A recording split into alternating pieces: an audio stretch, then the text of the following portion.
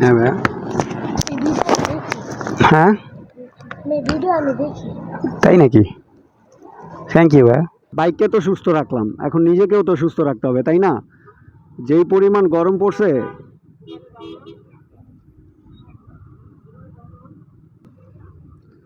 যেই পরিমাণ গরম আপনার পড়ছে নিজেরও তো ঠিক থাকতে হবে। শুধু কি বাইক ঠিক রাখলেই চলবে? বিভিন্ন স্বাস্থ্য সংস্থা থেকে আপনাদেরকে কিছু নির্দেশনা দেওয়া হয়েছে যে হিট ওয়েভ নাকি আসতেছে, সেই জন্য আপনাকে বলা হয়েছে বেশি বেশি পরিমাণে মিনারেল ওয়াটার খাইতে। সো অতিরিক্ত ঠান্ডা পানি আপনি গিয়েই মানে বাহির থেকে আপনি প্রচণ্ড রোদে ঘামায় টামায় গেলেন বা কাজ থেকে গিয়েই হুটহাট প্রচণ্ড ঠান্ডা পানি খাবেন না, এতে আপনার স্ট্রোকের পরিমাণটা, হিট স্ট্রোকের পরিমাণটা প্রচুর বেড়ে যায়। সো গিয়ে আসলে আপনি মিনারেল ওয়াটার খেলে ভালো, আর ঠান্ডা পানি আপনি অলওয়েজ মিক্স করে খেতে পারেন, সমস্যা নেই। আর একসাথে অনেক পানি খাওয়ার দরকার নেই, একটু একটু করে খাবেন।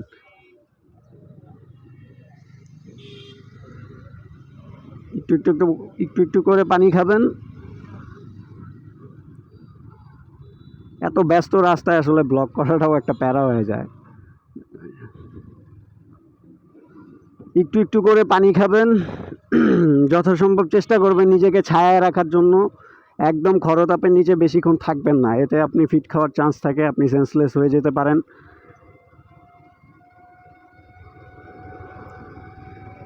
আর প্রতিদিন একটা করে আপনি ওরসালাইন খেতে পারেন, এটা আপনার শরীরের পানির যে ইয়াটা ওটাকে ব্যালেন্স করে।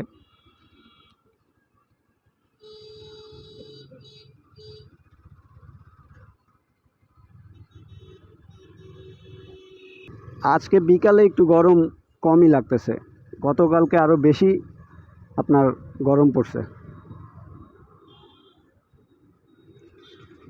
রোদ আসার পরে তো বাইরেই বের হওয়া হয় না। আমি তো ভাই অফিস থেকে বাসায় গিয়ে আর নাই বের হই, একদম 7টা-8টার দিকে বের হই, বের হয়ে কিছুক্ষণ আড্ডা টাড্ডা দিয়ে আবার চলে যাই, বাসায় গিয়ে আবার কাজে বসি।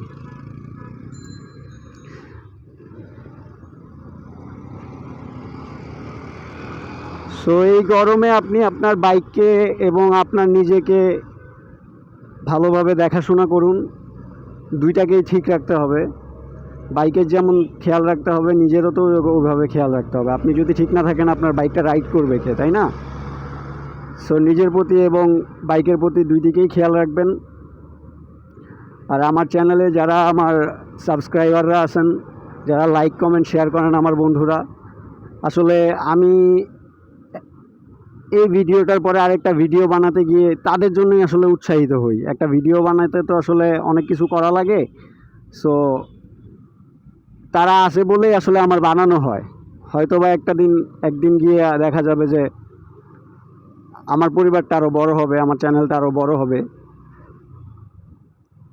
আমি যা জানি বাইক নিয়ে তা সবসময় শেয়ার করার চেষ্টা করি। সো দোয়া রাখবেন, আশা করি একসাথে অনেক দূর পথ চলা হবে। আর তাদের উৎসাহের জন্যই আমি এখনও আসলে এই ব্লগিং করতেছি। সবাই দোয়া রাখবেন আর ভালো থাকবেন, সুস্থ থাকবেন। আল্লাহ হাফেজ, আসসালামু আলাইকুম।